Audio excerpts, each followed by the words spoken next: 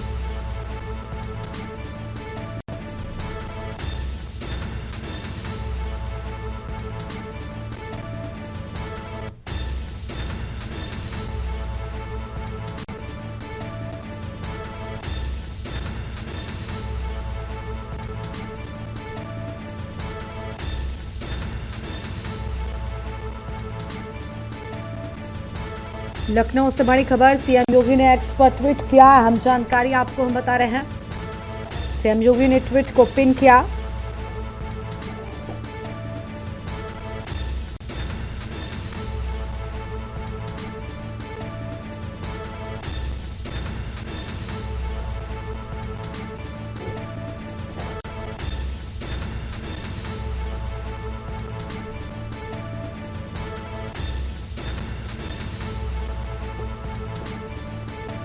CM योगी ने tweet को pin किया। ये बड़ी खबर आपको हम बता रहे हैं। अहम जानकारी आपको हम बता दें।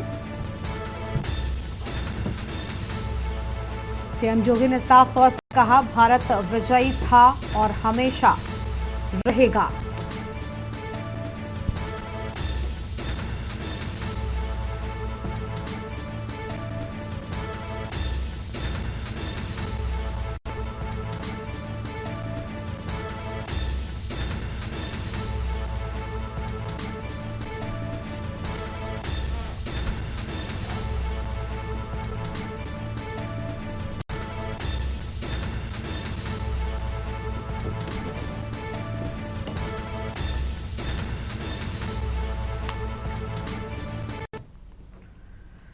पीओके में पाक सेना की हलचल तेज हो गई है। तत्तापानी में पाक आर्मी की मूवमेंट। पीओके कब्जाने पर जोर देते हैं भारतीय। आजाद होते ही पाक ने भारत को दिया था धोखा। बड़ी खबर आपको हम बता रहे हैं।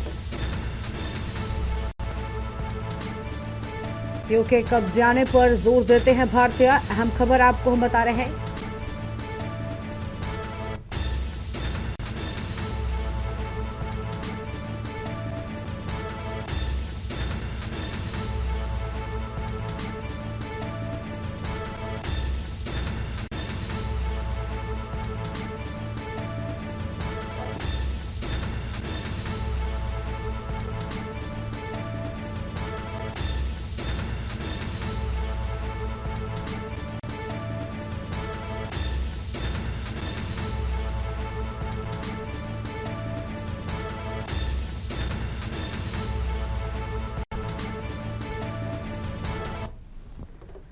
और एक और बड़ी खबर का रुख कर लेते हैं। इस बीच बड़ी जानकारी आपको बताते हैं लखनऊ से, जहां ऑपरेशन सिंदूर के समर्थन में आज यात्रा निकाली जाएगी। अहम खबर आपको हम बता रहे हैं, 5 बजे पूर्व सैनिकों के नेतृत्व में निकाली जाएगी यात्रा। ये बड़ी खबर आपको हम बता दें, शहीद स्मारक कैसरबाग से झंडेवाला पार्क तक यात्रा निकाले जाने की बात सामने आई है। अहम खबर आपको हम बता रहे हैं, 5 बजे पूर्व सैनिकों के नेतृत्व में निकाली जाएगी यात्रा।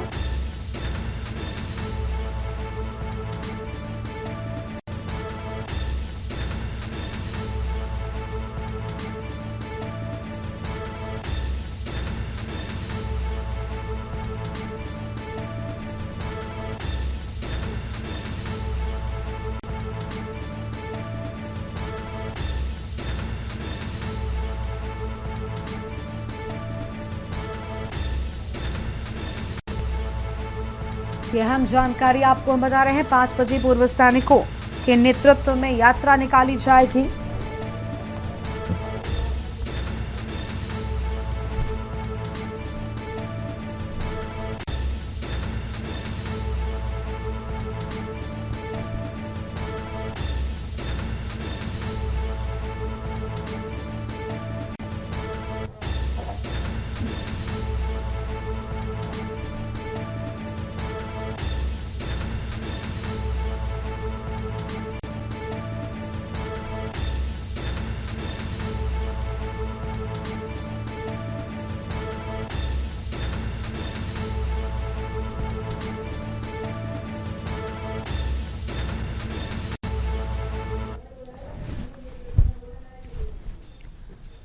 ये बड़ी खबर आपको हम बता रहे हैं, शहीद स्मारक कैसरबाग से झंडेवाला पार्क तक यात्रा निकाले जाने के बाद 5 बजे पूर्व सैनिकों के नेतृत्व में निकाली जाएगी यात्रा।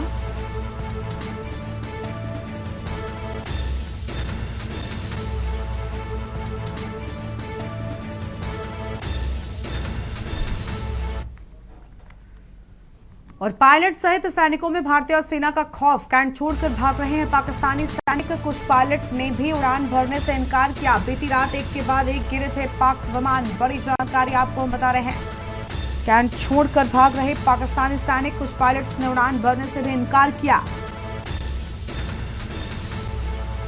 बीती रात एक के बाद एक गिरे थे पाकिस्तानी विमान। ये अहम खबर आपको हम बता रहे हैं।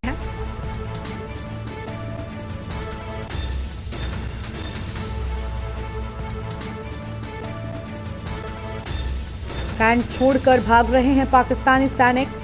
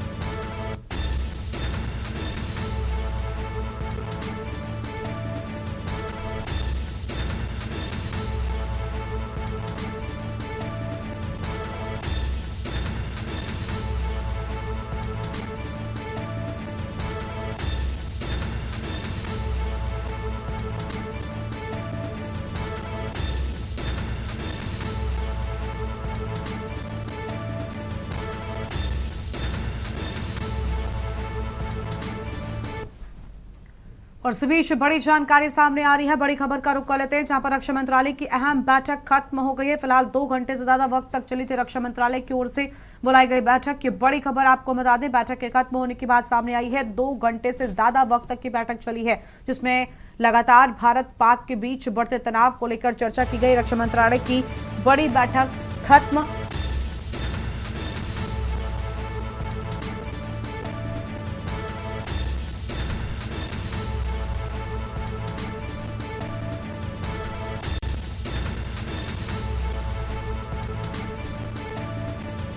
ये बड़ी खबर आपको हम बता रहे हैं, बैठक में सीडीएस भी मौजूद थे। रक्षा मंत्रालय की बैठक खत्म। बड़ी बैठक 2 घंटे तक चली थी। रक्षा मंत्रालय की बड़ी बैठक खत्म हुई है।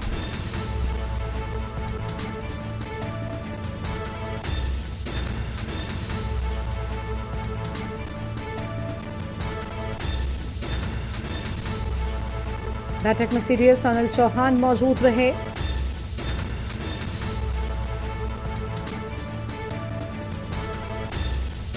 और इसी पर बातचीत के लिए हमारे साथ में विशेष संवाददाता अखिलेश सिंह जी जुड़ चुके हैं। अखिलेश जी, रक्षा मंत्री राजनाथ सिंह की अध्यक्षता में बैठक हुई थी, 2 घंटे से ज्यादा वक्त तक चली।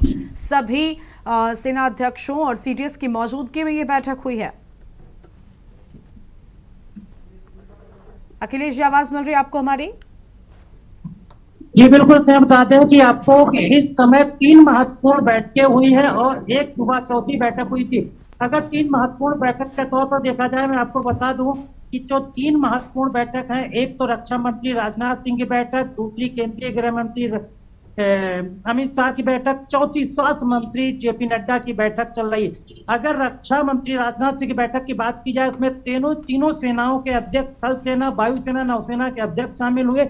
इसके साथ ही CDS chief defence staff Anil Chauhan शामिल हुए और पूरा राष्ट्र से लेकर अब तक जो भी पाकिस्तान की तरफ से कदम उठाए गए थे, उनको सभी को पूरी तरह से नष्ट नाबूद करते हुए भारत ने कार्रवाई की और पूरी तरह से जवाब सफल तौर पर दिया। उसको लेकर समीक्षा बैठक हुई। रात से लेकर अब तक क्या क्या हुआ, क्या क्या रणनीति अब आगे के और आगे क्या क्या हो सकता है, इन चीजों को लेकर बैठकों का दौर चला। दूसरी बैठक हुई है जो केंद्रीय गृह मंत्री अमित शाह की अध्यक्षता में, इसमें बीएसएफ के डीजी और सीआईएसएफ के डीजी और इसके साथ साथ आईबी चीफ, यानी 3 डिपार्टमेंट मुख्य रूप से केंद्रीय गृह मंत्री अमित शाह की अध्यक्षता में शामिल हुए। बीएसएफ के डीजी शामिल हुए, सीआईएसएफ के डीजी शामिल हुए और आईबी चीफ, पूरी सुरक्षा एजेंसियां और बॉर्डर पर जो सीआईएसएफ और बीएसएफ तैनात है, उसकी कार्रवाई को लेकर और आगे की रणनीति और किसी तरह की कोई भी कमी न रहने के साथ ही इस बैठक को अंजाम दिया गया। तीसरी अहम बैठक है वो स्वास्थ्य मंत्री जेपी नड्डा की अध्यक्षता में की गई है। देश भर के जितने भी केंद्रीय संस्थान है या राज्य के स्वास्थ्य संस्थान है, सभी में डॉक्टर और कर्मचारियों की छुट्टी को निरस्त कर दिया गया है और कहा गया है कि किसी भी आपातकालीन व्यवस्था से निपटने के लिए स्वास्थ्य व्यवस्थाएं पूरी तरह से दुरुस्त रहनी चाहिए, कर्मचारी तैनात रहने चाहिए, डॉक्टर कहीं भी छुट्टी पर नहीं जाएंगे और वो उसी स्थान पर रहेंगे जहां पर उनकी तैनाती है, मतलब अपना तैनाती का केंद्र छोड़कर नहीं जा सकते।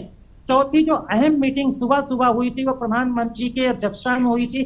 उसमें अजीत डोभाल एनएसए राष्ट्रीय सुरक्षा सलाहकार शामिल होकर बाकी खुफिया एजेंसी के अधिकारी शामिल हुए थे। उसमें प्रधानमंत्री ने रात भर की जो जवाबी कार्रवाई भारतीय सेना के तरफ से पाकिस्तान के उन नापाक मंसूबों को, कायराना हमलों को पूरी तरह से खत्म करने और हवा में ही मार गिराने के लेकर जो कार्रवाई की गई थी, उस पर पूरी प्रधानमंत्री ने जानकारी ली और आगे रणनीति राष्ट्रीय सुरक्षा सलाहकार अजीत डोभाल की तरफ से बताई गई कि सेना आगे क्या फैसले लेने वाली है, सेना आगे कौन सी और कार्रवाई कर सकती है।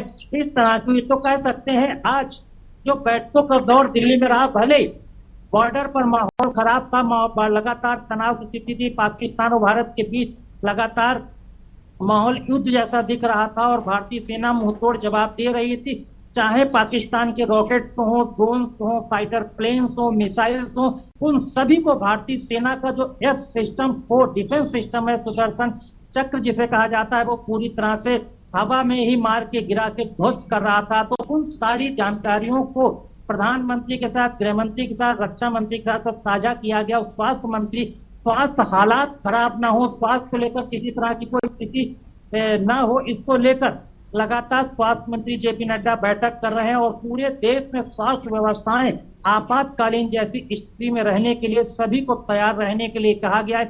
जो छुट्टी पर गए थे उनकी छुट्टियां रद्द करने के लिए कहा गया और सभी को अपनी ड्यूटी पर मौजूद रहने कहा गया कि कोई भी किसी भी वक्त आपात की स्थिति हो सकती है, तो सबको अलर्ट में रहना है।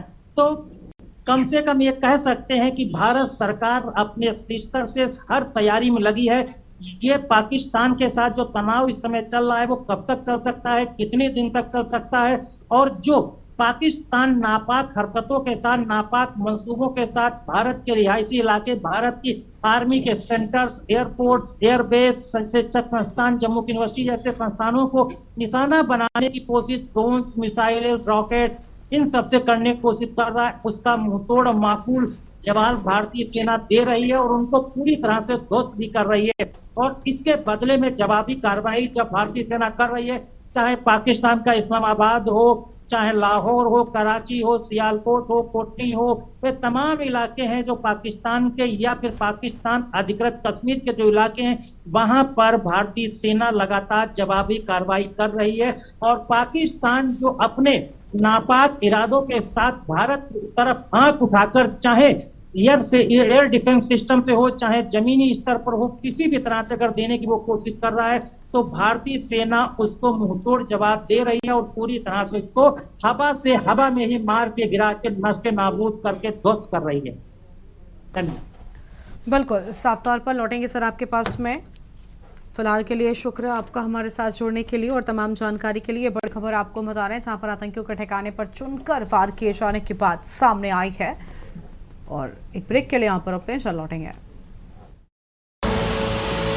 ब्रेक के बाद आप सभी का स्वागत है और इस बीच बड़ी खबर का रुख कर लेते हैं। जम्मू कश्मीर के राज्यपाल उरी पहुंचे। एलजी मनोज सिन्हा उरी पहुंचे हैं निरीक्षण करने के लिए, जायजा लेने के लिए उरी पहुंचे। मनोज सिन्हा ने उरी में पहुंचकर हालातों का जायजा लिया है।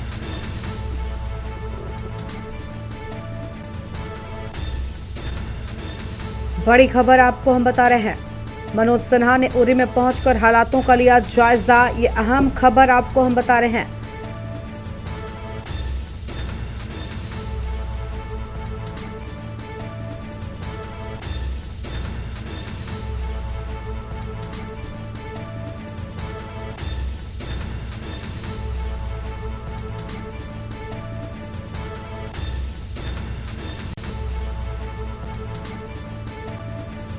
मोहानी में भी लोगों से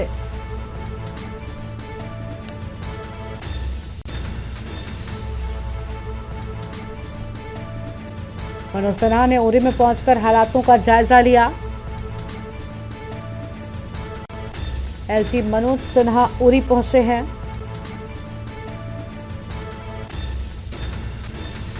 मनोज सिन्हा ने उरी में पहुंचकर हालातों का लिया जायजा। बड़ी खबर आपको हम बता रहे हैं।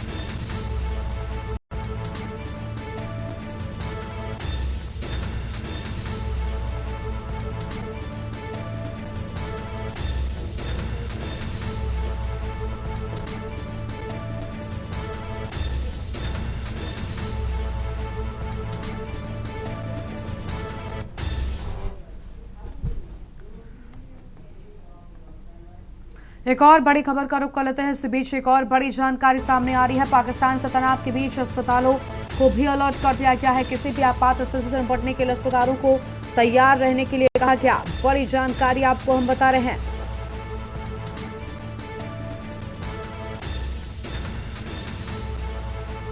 बलरामपुर, सिविल डफरिन, झलकारी बाई अस्पतालों में अलर्ट। बड़ी जानकारी आपको हम बता रहे हैं। पाकिस्तान से तनाव के बीच अस्पतालों को भी अलर्ट मोड में रखा गया।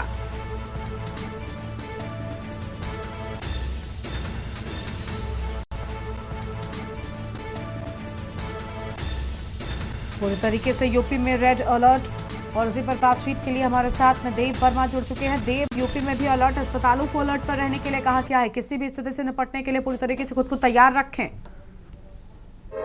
बिल्कुल, यहाँ के जो सीएमओ हैं डॉक्टर अखिलेश मोहन जी, उन्होंने सीधा सीधा शब्दों में ये कहा है, जितने भी उनके डॉक्टर कर्मचारी हैं उनसे ये कहा है कि आपातकालीन स्थिति में जिस तरीके से अगर देखा जाए भारत और पाकिस्तान का जो युद्ध चल रहा है उसको देखते हुए, मद्देनजर रखते हुए किसी भी स्थिति में जो है आपात स्थिति में हमें कमजोर नहीं पड़ना है और कोई भी किसी भी तरीके की कोई परेशानी आती है तो हमें पूर्ण सेवा देनी पड़ेगी। और यहाँ तक कि अगर हम बात करें, डॉक्टर मोहन सिंह ने ये कहा है सीधा सीधा कि कोई भी डॉक्टर जो है किसी भी तरीके की कोई छुट्टी नहीं है, कोई अवकाश नहीं है किसी का भी, जब तक यह युद्ध कारगिल जो है पूरा नहीं हो जाता, जब तक जो है आपको यहाँ पर समाज की सेवा के लिए, जनता की सेवा के लिए हमेशा तत्पर तैयार रहना पड़ेगा।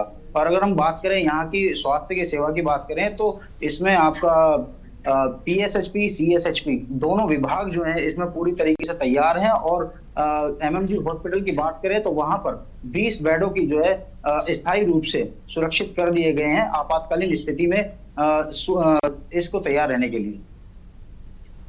बिल्कुल, हर स्थिति से निपटने के लिए खुद को तैयार रखने की बात कही गई है। देखिए, लगातार बैठकें भी हो रही हैं देव, चाहे रक्षा मंत्रालय की हो, गृह मंत्रालय की हो या फिर स्वास्थ्य मंत्रालय की। जेपी नड्डा ने भी बैठक ली हो और उसमें यही कहा गया है कि अलग अलग जगहों पर जो अस्पताल हैं वो पूरी तरीके से तैयार रहें, दवाओं की आपूर्ति कम न पड़ने पाए।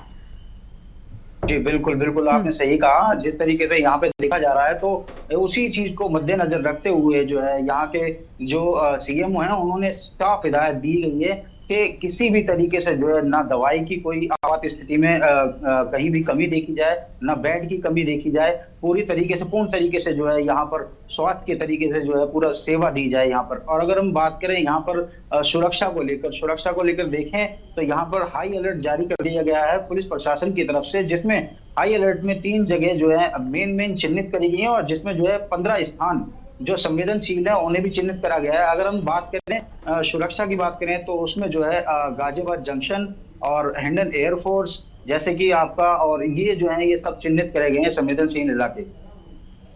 बिल्कुल, संवेदनशील इलाके चिन्हित कर लिए गए हैं। शुक्रादेव आपका हमारे साथ जुड़ने के लिए और अहम बातचीत के लिए। बड़ी खबर आपको बता रहे हैं जहां पर लगातार देश भर में तनाव, 15 संवेदनशील इलाकों में भी विशेष तैयारी। हिंडन एयरपोर्ट, गाजियाबाद जंक्शन पर सतर्कता बढ़ा दी गई है। बड़ी खबर आपको हम बता रहे हैं और पूरे यूपी में रेड अलर्ट देखने को मिल रहा है।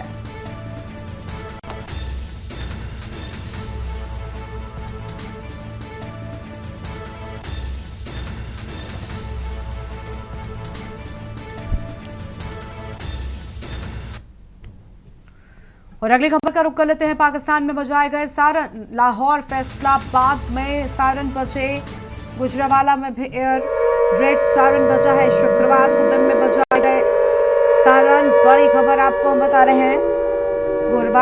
गुजरावाला में भी एयर रेड सायरन बजाया गया है। बड़ी खबर आपको हम बता रहे हैं।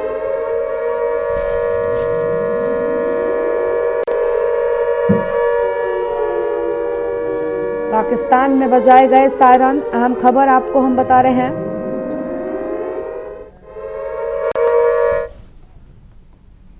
बलिया में ऑपरेशन सिंदूर के तहत भारत पाकिस्तान के बीच चल रहे युद्ध में भारत की विजय और भारत के सैनिकों की दीर्घायु होने और सलामती के लिए लोगों ने संकट मोचन हनुमान का पूजन और हवन किया है। इस मौके पर लोगों का कहना है कि वो अपने सैनिकों की दीर्घायु और आतंकवाद के खात्मे के लिए बजरंगबली की पूजा और हवन कर रहे हैं। आतंकवाद की जो है कि ग्राम ब्रह्माइन के समस्त नागरिक यहाँ हम लोग पहुँचे हैं। हनुमान मंदिर पर हम लोग जो पूजा पाठ किए हैं कि आतंकवाद का सफाया हो। जिस तरह से हमारे मोदी जी ने देश को जो है सिंदूर नाम रखा, जो है कि आतंकवादियों ने माँ बहनों का जो है कि सिंदूर मिटाया, उस तरह से जो है कि मोदी जी ने ऑपरेशन करा करके और देश के जवानों को जो है कि मनोबल को ऊँचा उठाया और हम लोग भी उससे प्रफुल्लित हैं और गदगद है, जो कि हमारी देश की जो है कि गरिमा बढ़ी है। हम लोग हवन पूजन किए हैं। जैसे कि अभी 7 तारीख को ब्लैकआउट जो हुआ था, लाइट हम लोग सारे ग्रामीण क्षेत्रों में बंद हुआ था जी, और ऑपरेशन सिंदूर सफल हुआ जी। देश के नौजवान सैनिक को मनोबल बढ़ाने के लिए हम लोग हनुमान मंदिर पे हवन पूजन किया ताकि उन लोगों का मनोबल ऊंचा रहे। तो इसलिए हम लोग हवन पूजन किया देश के और आतंकवाद का सफाया हो। इस बुलेटिन में इतना ही। आप देखते रहिए न्यूज़ इंडिया। नमस्कार। आप देख रहे हैं के न्यूज़, खबरों का सारथी।